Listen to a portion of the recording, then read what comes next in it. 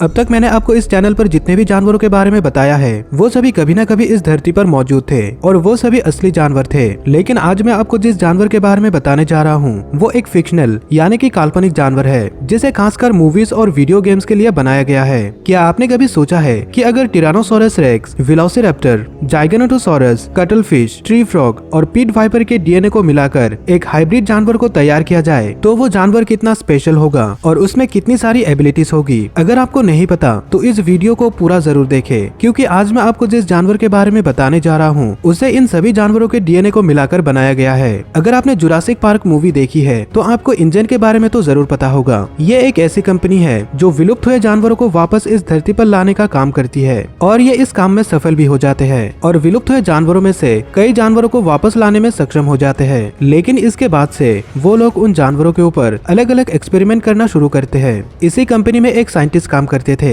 जिनका नाम था डॉक्टर हेनरी वू। वो एक ऐसा डायनासोर बनाना चाहते थे जो बाकी डायनासोर की तुलना में सभी कामों में बेहतर हो। डॉक्टर वू कई सारे एक्सपेरिमेंट करने के बाद आखिरकार एक ऐसा डायनासोर बनाने में कामयाब हो जाते हैं जिसमें अलग अलग जानवरों की खूबी मौजूद थी। उन्होंने जिस डायनासोर को बनाया था वो एक फीमेल थी और उन्होंने उस डायनासोर का नाम रखा इंडोमिनस रेक्स, जिसका सीधा सा मतलब होता है एक ऐसा जानवर जिसे कोई भी कंट्रोल नहीं कर सकता। और जैसा कि हमने मूवी में देखा कि इस डायनासोर का स्वभाव बिल्कुल अपने नाम के जैसा ही था, क्योंकि इसे कोई भी कंट्रोल नहीं कर पा रहा था और वो हर तरफ तबाही मचा रही थी। डॉक्टर वू के अनुसार इंडोमिनस रेक्स की हाइट 21 फीट है और इसकी लंबाई है 55 फीट। अब क्योंकि इंडोमिनस रेक्स अलग अलग जानवरों के डीएनए से बनी है इसलिए उसमें कई सारी एबिलिटीज है। जैसे वेलोसिरैप्टर के डीएनए की वजह से वो वेलोसिरैप्टर को समझ पाती है और वो काफी इंटेलिजेंट भी बन चुकी है। टी रेक्स के डीएनए से उसकी बॉडी को स्ट्रक्चर मिला। ट्री फ्रॉग के डीएनए की वजह से वो अपनी बॉडी के टेम्परेचर को मेंटेन कर पाती है। वही पिट वाइपर की वजह से उसे हीट विजन मिला और कटल फिश के डीएनए से उसे कैमोफ्लेज करने की एबिलिटी मिली, यानी कि वो खुद को आसानी से किसी भी माहौल में छिपा सकती है। इसके अलावा इनका स्किन इतना टफ है कि ये पूरी तरह से बुलेट प्रूफ है। लेकिन इतनी सारी एबिलिटीज होने की वजह से वो पूरी तरह से अनस्टेबल बन चुकी थी और वो बस मजे के लिए दूसरे जानवरों को मार रही थी और इंसानों के ऊपर हमला कर रही थी और यहाँ तक कि वो अपने भाई बहन को भी मारकर खा गई थी। इसलिए इंडोमिनस रेक्स को डायनासोर साइकोपैथ कहना गलत नहीं होगा। इससे आप ये अंदाजा लगा ही सकते हैं कि अगर ये डायनासोर सच में इस दुनिया में मौजूद होते तो ये दूसरे जानवर और इंसानों का क्या हाल करते, क्योंकि इन्हें कंट्रोल करना इंसानों के लिए बिल्कुल भी आसान नहीं होता। अगर ये सच में मौजूद होते तो इस बात में कोई शक नहीं है कि ये एपेक्स प्रेडेटर होते, क्योंकि इनका शिकार करने वाला कोई नहीं होता और शायद ही कोई जानवर या फिर इंसान इनके पास जाने की भी हिम्मत करता। लेकिन जिस तरह इंडोमिनस रेक्स का गुस्सा उसे एक बेहद ही खतरनाक डायनासोर बनाता है, वही दूसरी तरफ इनका यही गुस्सा इनके लिए मुसीबत का भी कारण बनता। इंडोमिनस रेक्स एक मांसाहारी डायनासोर है और उसे सरवाइव करने के लिए दूसरे जानवरों का शिकार करने की जरूरत है। लेकिन जिस तरह वो अपने गुस्से की वजह से अपने सामने आने वाले हर एक जानवर की जान ले लेता है, उसके चलते कुछ ही दिनों के अंदर इंडोमिनस रेक्स के लिए खाने की कमी हो जाती और उन्हें मजबूरन एक जगह से दूसरी जगह माइग्रेट करना पड़ता।